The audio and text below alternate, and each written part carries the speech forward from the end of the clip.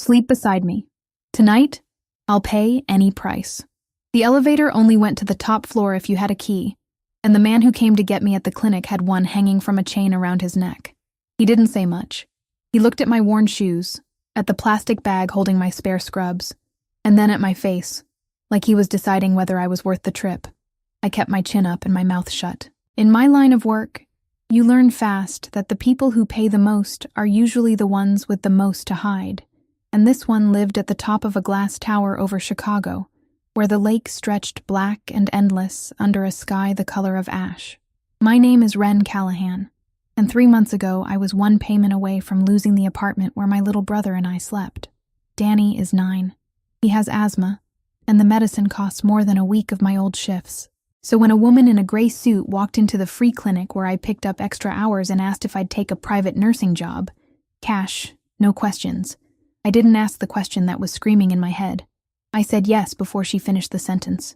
The doors opened into a penthouse that swallowed sound. Dark wood, low light, a wall of windows with the whole city burning below. A man stood near the glass with his back to me, and even before he turned, I understood something about him from the way the 2 guards by the door dropped their eyes to the floor. They didn't want to be caught looking. I looked. "You're the nurse," he said. Not a question. He turned, and I got my first real sight of him. Tall, broad through the shoulders, a face that would have been handsome if it weren't so tired. There were shadows under his eyes so deep they looked like bruises, and his hand shook, just slightly, when he set down his glass. He was maybe 35. He carried himself like a man who had never once been told no. "I'm Wren," I said. "They told me you needed medical supervision." He almost smiled. "Is that what they told you?" He crossed the room slowly, studying me the way the driver had. "Do you know who I am?" "No," I lied. I did, or at least I knew the shape of it. Vasilev. The name floated around the parts of the city nobody talks about above a whisper. My neighbor's cousin had worked at one of his clubs and left it with a limp and a warning. The man in front of me was Damir Vasilev, and the woman in the gray suit hadn't hired a nurse to change bandages. But I needed the money more than I needed the truth, so I let the lie sit between us. "Good," he said. "Keep it that way." He didn't want a nurse for a wound. He wanted one for the thing eating him from the inside. He told me over the next hour, sitting stiff in a leather chair while I checked his blood pressure and listened to a heart that beat too fast for a man at rest. He hadn't slept, really slept, in almost a year, not since a night he wouldn't describe. The pills the doctors gave him only trapped him half awake inside the nightmares. He was surrounded by people who would die for him, and he was falling apart alone in the dark, and he hated that I could see it. "They send someone new every few weeks," he said. "Doctors, specialists. They give me chemicals and theories. None of it works." He looked at the window like the city had done something to him. "I don't sleep, Wren. I close my eyes and I'm back in the worst night of my life. Every night. That's not something a nurse can fix," I said quietly. "No," he agreed. "But you can stay awake with me. That's what I'm paying for." So that first night, I sat in a chair by his bed with the lamp on and watched the most feared man in the city stare at the ceiling until the sky turned gray. Neither of us slept. In the morning, the woman in the suit handed me an envelope so thick my hands didn't know what to do with it, and I went home and paid Danny's pharmacy bill and cried in the stairwell where he couldn't hear me. I told myself it was one night. It became a week. The tower had a rhythm to it that I learned the way you learn a strange house in the dark, by bumping into things. There was a kitchen the size of my whole apartment that nobody seemed to cook in. There was a room full of screens where men watched the city like it might try to escape. There was a driver named Yakov, who never spoke, but always had a cup of coffee waiting for me the way I liked it. 2 sugars, no cream, and it took me weeks to realize Damir must have told him. Small mercies, hidden inside a place built for cruelty. I started noticing them everywhere, and each one made the man harder to hate and easier to fall for.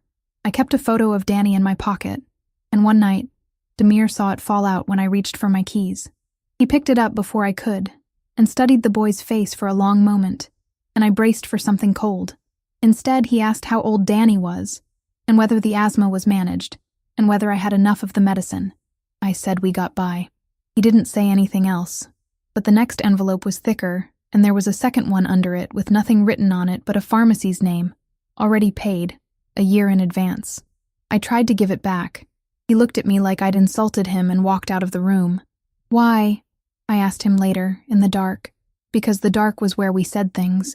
Because you sleep here for me, he said. And I don't know how to give you anything that isn't money. So I give you money. A pause. It's the only language I was taught. Damir never touched me.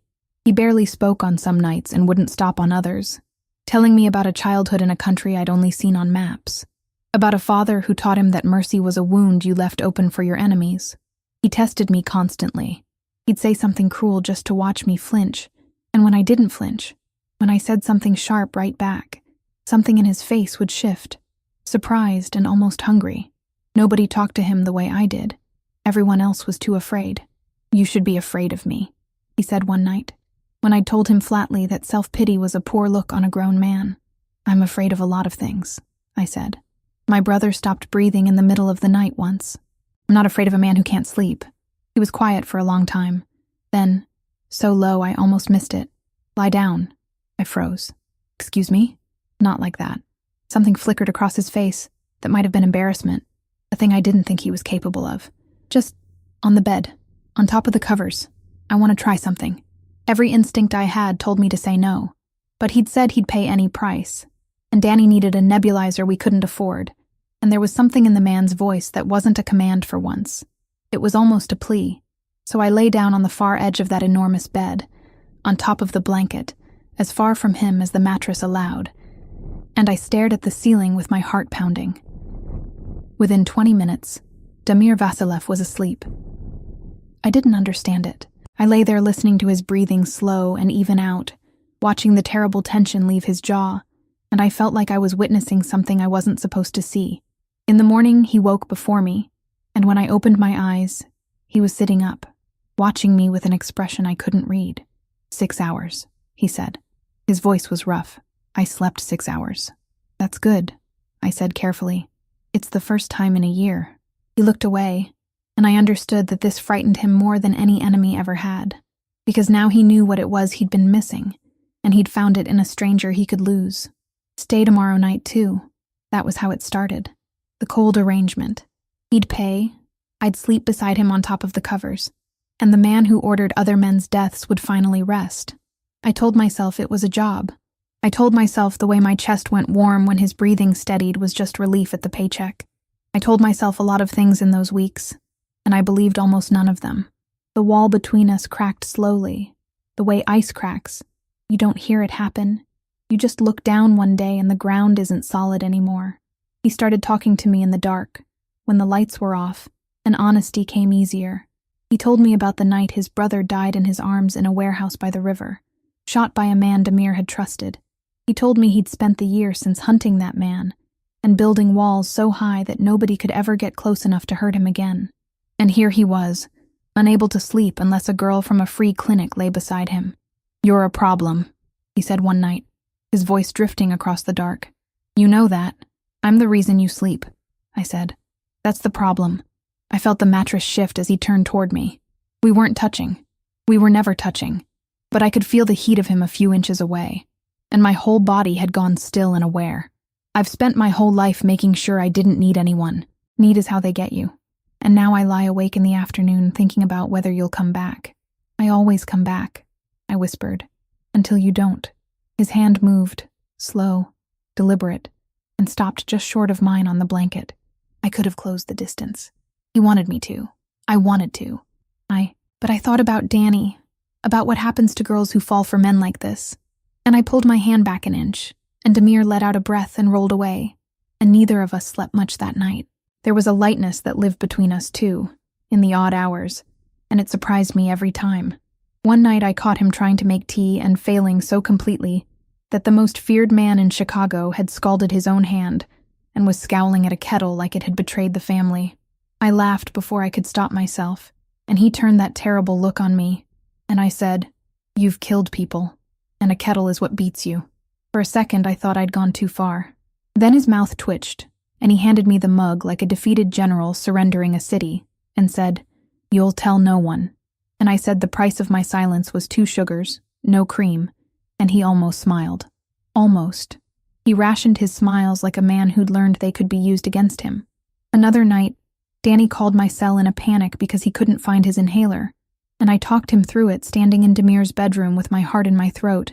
And when it was over and my brother was breathing fine, I realized Damir had gotten up and was standing beside me in the dark, silent, one hand almost on my shoulder like he'd wanted to help and didn't know how. "He's okay," I told him. "He's okay." Damir just nodded, and I understood that a man who'd lost a brother knew exactly what it was to hear someone you love struggle to breathe, and that he'd been ready, in whatever way he could be, to do something about it. Until you don't. His hand moved, slow, deliberate, and stopped just short of mine on the blanket. I could have closed the distance. He wanted me to. I wanted to. But I thought about Danny, about what happens to girls who fall for men like this, and I pulled my hand back an inch, and Damir let out a breath and rolled away, and neither of us slept much that night. The trouble came from the outside, the way trouble always does. His name was Kirill Zorin, and I learned it because Damir said it once like a curse. Zorin ran the other half of the city, the docks and the routes along the lake, and he and Damir had been carving each other up for years. A truce had held for a while, held by fear more than trust, but fear is a rope that frays. One morning I came up in the elevator and found the penthouse full of men with hard faces and harder eyes, and Damir standing over a table covered in photographs, and when he saw me, his face did something it had never done before. It went afraid, not for himself, for me. "Go home, Ren," he said. "Take a week. I'll have the money sent." What happened? Nothing you need to be part of. But one of the men, a young one who didn't know better, glanced at a photo on the table, and I followed his glance, and I saw myself, a grainy picture of me stepping out of the elevator downstairs, time-stamped, taken from across the street. My hand went cold. "They're watching me," I said. Damir's jaw tightened. He crossed the room and took me by the shoulders, the first time he'd ever really touched me, his grip careful even in his panic. "Zorin knows you come here. He's figured out you're not just a nurse to me." His eyes searched my face. "He thinks you're my weakness. And in this world, they don't kill the man. They kill what the man loves. So he has to live with it. I'm not. You don't." I couldn't finish, because we both knew it was a lie by then. "Go home," he said again, softer. "Please." I went home. But home wasn't safe either, and I knew it the moment I stepped off the bus and saw a black car parked across from my building that hadn't been there before. I got Danny from the neighbors, locked every lock, and sat up all night with a kitchen knife and my phone, and around 3 a.m, I understood something that changed everything. I wasn't afraid of losing the job. I was afraid of never seeing Damir again. Somewhere in those weeks of dark rooms and quiet confessions, the arrangement had become the thing my whole heart circled around, and I hadn't even noticed the fall. Those 2 days at home were the longest of my life. I jumped at every car door, every footstep in the hall. Danny knew something was wrong the way children always know, and I lied to him with a smile and hated myself for it. I kept my phone in my hand. Damir texted once, just a single line. "Are you safe?" Not a question, the way he never asked questions, but I could hear the fear folded into it anyway. I typed back yes, and stared at the word until it stopped meaning anything. I wasn't safe. Neither of us was. We'd built something in the dark that the daylight world was never going to allow, and I think we both already knew what it was going to cost. They came for me 2 nights later. It was fast, and it was ugly.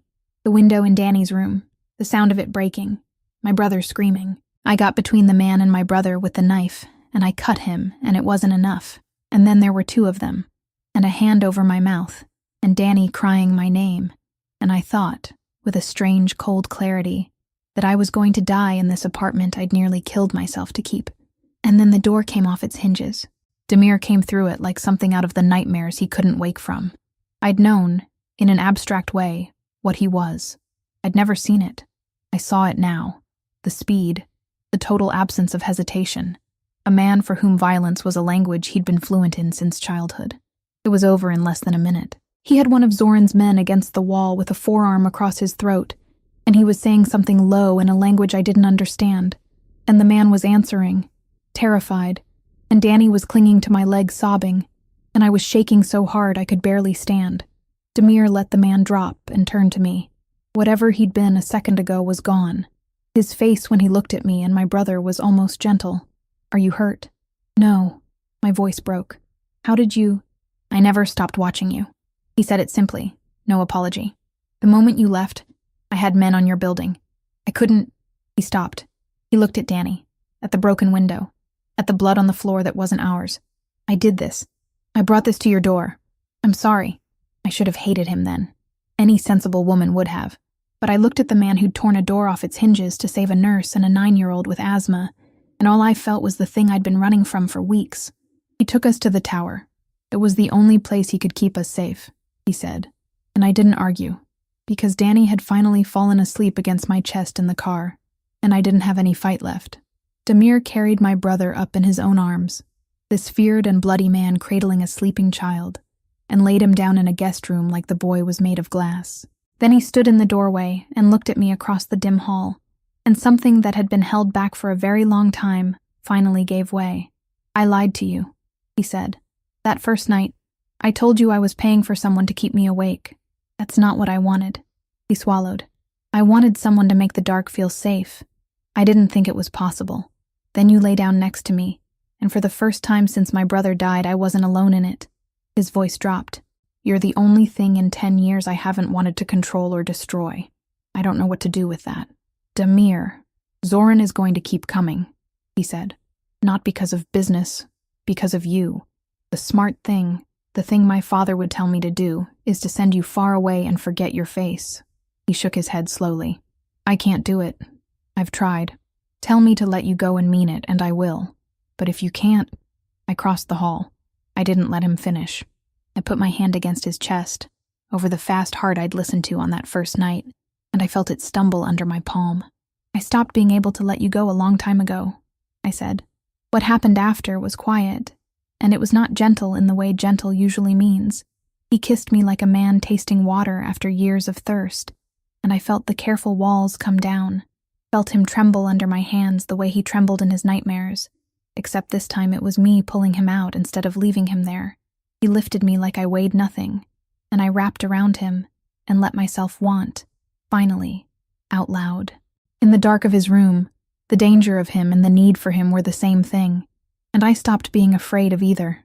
I remember thinking, even then, that I should be frightened, that I was at the mercy of the most dangerous man in the city, but it was his breath catching against my throat, his hands shaking, his voice breaking around my name like a prayer he didn't know how to say. He was the one undone. I had all the power in the world in that moment, and I used it to hold him together. "You're the only thing I've ever been afraid to lose," he said against my skin, and I believed him, because a man like Damir doesn't say the word afraid unless it's true. Afterward, he slept, deep and easy, his head on my chest, one arm across me like even in sleep he was afraid I'd disappear. I lay awake watching the city lights, and I understood that the arrangement was gone. Whatever I was to him now, it didn't have a price, and that terrified me more than Zoran ever could, because you can't be paid to survive love, and love was the last thing either of us could afford. The war didn't wait for us to be ready. Zoran sent a message the next morning. Not men this time. A phone call, and Damir's face turned to stone as he listened. He hung up and stood very still. "He wants a meeting," he said. "Neutral ground. Just us. He says if I come alone, he'll leave you and your brother out of it forever." A muscle worked in his jaw. "It's a trap. He'll kill me the moment I walk in. Then don't go. If I don't, he burns down everything around me until there's nowhere left for you to hide." He looked at me, and I saw him doing the math I'd watched him do 100 times. How to protect the thing he loved from the world he lived in. "There's a third option. I end it. I go to him, but not alone, and not to talk. I didn't try to stop him. That's the part I'm proudest of, looking back. I could have begged, could have made him choose between me and the war, but I understood by then that the only way we'd ever be free was if the war ended, and it wouldn't end by hiding. Instead, I did something no one expected. I remembered the man his brother died beside, the traitor, the one Damir had hunted for a year and never found. And I remembered a name Zoran's man had gasped out against the wall in my apartment, a name Damir had been too focused on my safety to catch. I'd caught it, and it was the same man. "Zoran has your traitor," I told him. "The one from the warehouse. He's been keeping him. That's how Zoran knows your roots, your methods. He's had your brother's killer feeding him everything for a year." I watched the understanding hit Damir like a physical blow. You don't need to walk into his trap. You need to take away the thing that makes him strong. He went very still when I said it. I watched a year of grief and rage rearrange itself behind his eyes into something colder and more useful. "You're sure?" he said. "The name." He said it twice, begging. I don't forget things people say when they think they're about to die. I put my hand on his arm. "You've been walking into every trap Zoran sets because you're trying to keep me safe. Stop protecting me and start winning." "That's how you keep me safe." Something shifted in him then, the way it had that first morning when he realized he'd slept. He looked at me like I'd handed him a weapon he hadn't known existed, and maybe I had. I don't know exactly what Damir did with that. He didn't tell me, and I didn't ask, because there are mercies in loving a man like this, and one of them is not knowing. But 2 days later, Kirill Zoran's organization came apart from the inside, men turning on each other. Alliances I didn't understand collapsing when it came out that Zoran had been protecting the man who'd murdered a Vasilev. In this world, that's the one thing you don't survive. The traitor was handed over. Zoran lost his people, his leverage, and finally his life, though not by Damir's hand, by his own men, the ones who couldn't stomach what he'd hidden. Damir told me that last part gently, watching my face to see how much of him I could bear to know. "Does it change things?" he asked, "knowing what I am, what I did." "I've always known what you are," I said. I fell for it anyway. He came to me then and held my face in both hands, careful, the way he did everything with me that he did with no one else. "There will be nights I have to go somewhere, and I can't tell you where," he said. "There will be things about my life you'll have to choose not to see. I won't lie to you again, so I'm telling you now, before you're all the way in. This is what marrying me is." His thumb moved along my cheek. "Say the word, and I'll set you and your brother up somewhere far and safe, and you'll never see me again, and it will be the last kind thing I know how to do." I thought about it honestly, the way he deserved. I thought about Danny, about the life I could give him with clean, quiet money and no black cars. And then I thought about the man in front of me sleeping for the first time in a year, because I'd lain down beside him, and I knew there was no version of that far, safe life where I didn't spend it, wondering if he was resting or lying awake in the dark alone. "I'm all the way in," I told him. "I've been all the way in since before you tore that door off its hinges. The city stayed dangerous. It always will. Men like Damir don't get to retire to a farmhouse and grow old forgotten. The power he held was a thing he had to keep holding, and I made my peace with that. But the war was over. The name that had watched me from a black car was gone, and slowly, the tower stopped feeling like a fortress I was hiding in and started feeling like a home. Danny got his nebulizer and a real bedroom with a window that looked out over the lake, and he stopped being afraid of the guards and started teaching them card games, which horrified them and delighted him. Damir, who I once watched threaten a man in a language of nightmares, learned to sit at a kitchen table and lose at Go Fish to a 9-year-old on purpose. I watched them from the doorway more than once and thought my chest would crack open from the size of what I felt. We got married in the spring, in a room full of people who all knew exactly what my husband was and exactly what I'd walked into. His people, hard men in dark suits, watched me take his name with something like awe, because they'd all seen him before me, and they'd all watched him change. Damir held my hand in front of every one of them, in front of the whole dangerous world he ruled, and dared any of them to say a word. Nobody did. That was the moment I understood I wasn't a nurse hiding in his tower anymore. I was his, and everyone in that room knew my place was beside him, and no one would ever move me from it again. That night, our wedding night, in the same bed where a cold arrangement had once bought his sleep, he pulled me against his chest and let out a long breath, and I felt the whole weight of him settle. Safe. "I used to pay you to lie here," he murmured into my hair, half asleep already, the way he only ever got with me. "You couldn't afford me now," I said, and felt him laugh, a rare and quiet thing. "No," he agreed. "There's not enough money in the world." I lay in the dark and listened to his breathing slow and even out the way it had that very first night, when I was a frightened girl on the edge of a stranger's bed, counting a paycheck in my head. So much had tried to kill the thing between us, and none of it had. The man the whole city feared slept with his heart under my hand, and for the first time I could remember, the dark outside those windows didn't feel like something waiting to take everything from me. It was just the night, and in it, finally, both of us could rest.